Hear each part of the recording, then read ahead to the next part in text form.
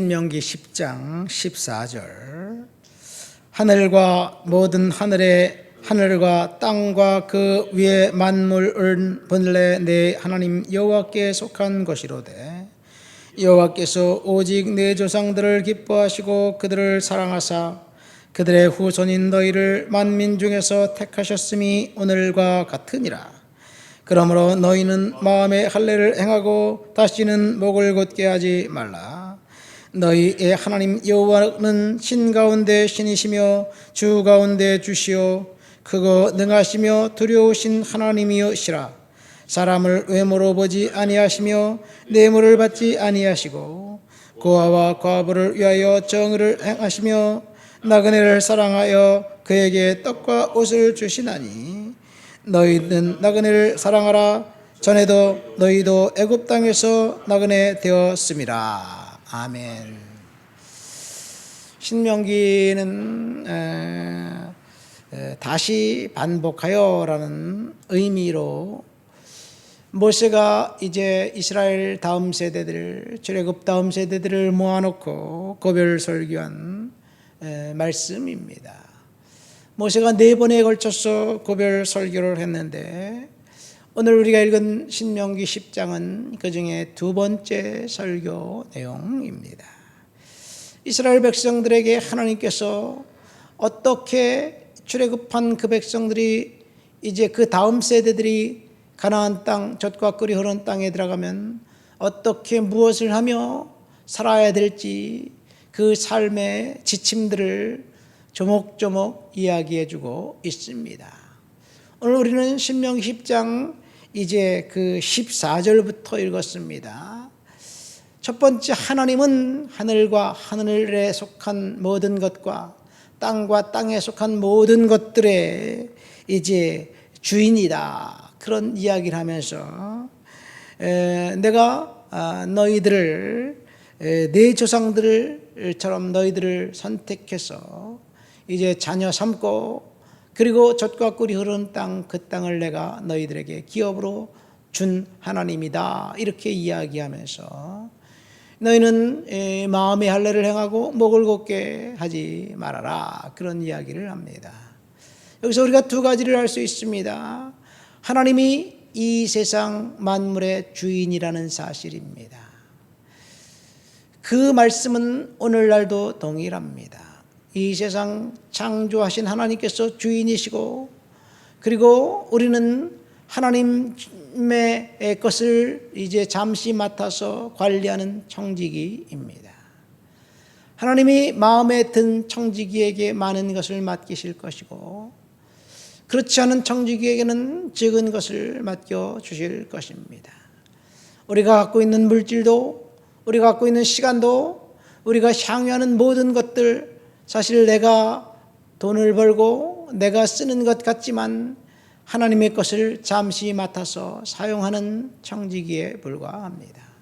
그래서 우리는 하나님의 영광을 위해서 우리의 시간과 물질과 그리고 돈을 사용해야 될 줄 믿습니다.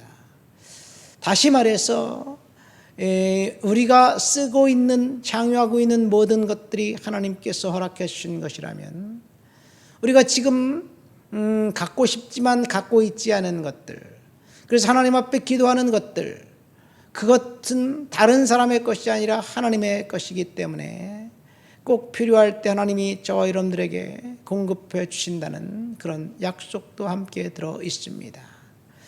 그래서 우리가 하나님 앞에 기도하면서 결코 낙심하거나 절망하지 말아야 될 필요성은 있습니다. 그냥 하나님 앞에 기도하는 거지요. 잘 풀리지 않는다고, 우리가 생각한 대로 일이 뜻대로 되지 않는다고 낙심할 필요성도 절망할 필요성도 없습니다.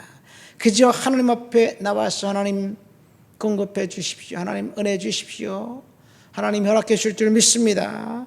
믿음을 갖고 하나님 앞에 고백하면 때가 되면 하나님께서 이제 풀어주시고 응답해 주실 줄을 믿습니다.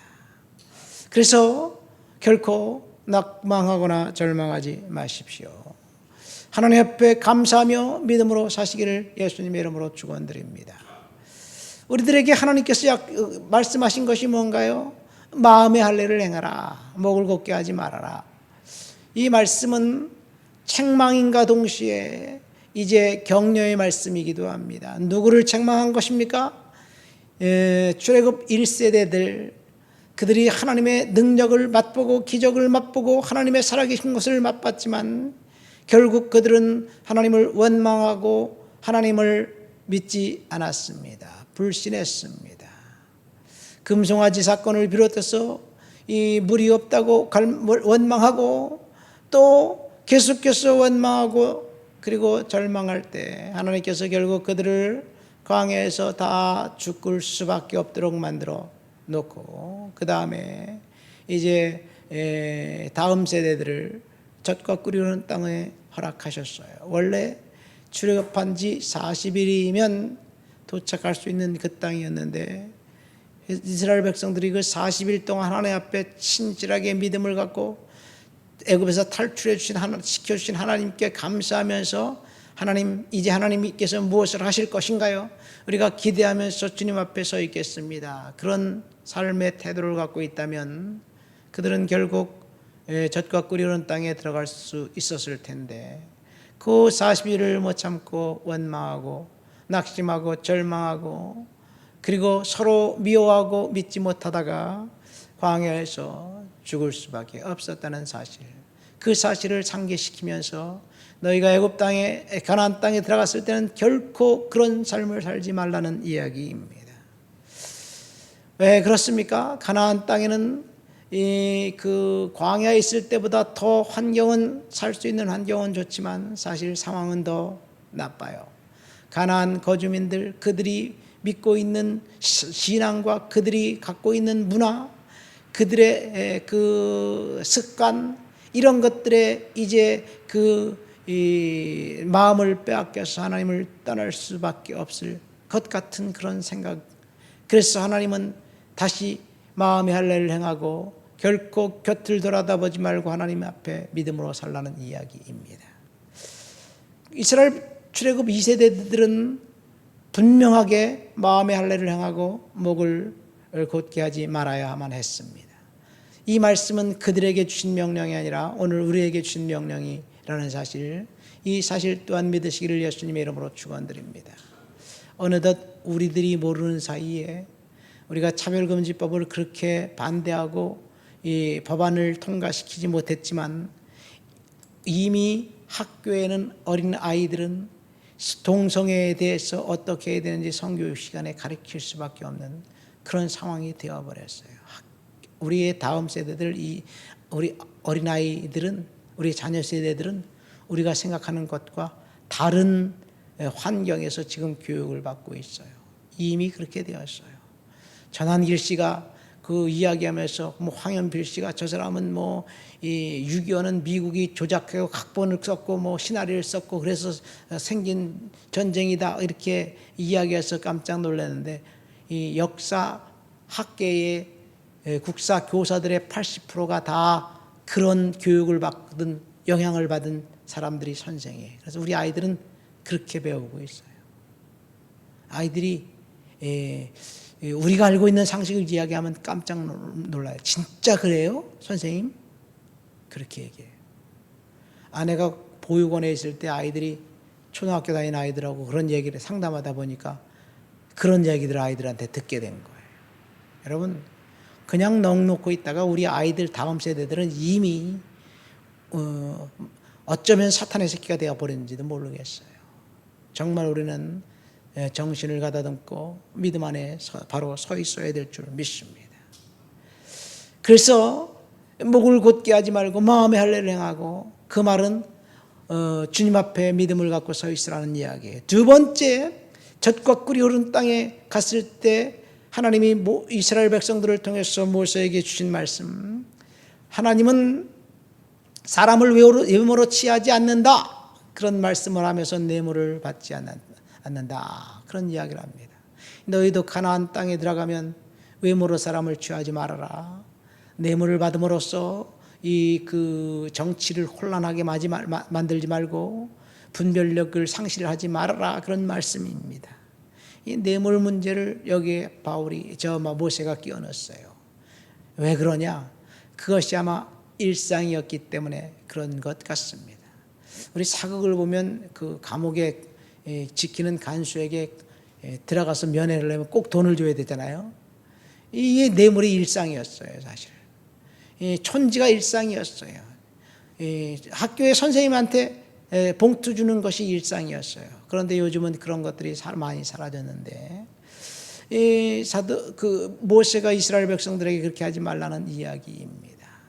그러면서 고아와 과부를 선대하고 나그네를 접대해라, 그런 말씀을 하면서 너희가 애굽 땅에서 나그네 되었음을 기억하라는 말씀입니다.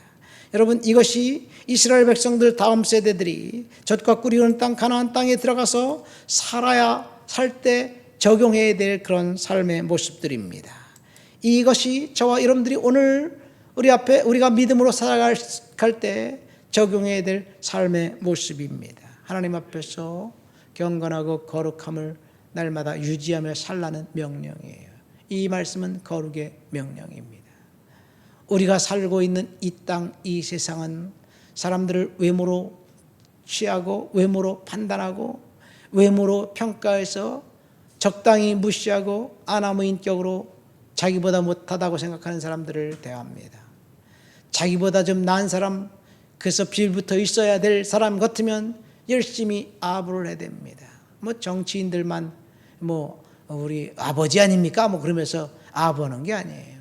모두가 다 그렇습니다. 우리는 하나님 앞에 성결하고 정결하게, 그래서 믿음으로 그렇게 살아야 될 줄을 믿습니다. 하나님 아버지 감사합니다.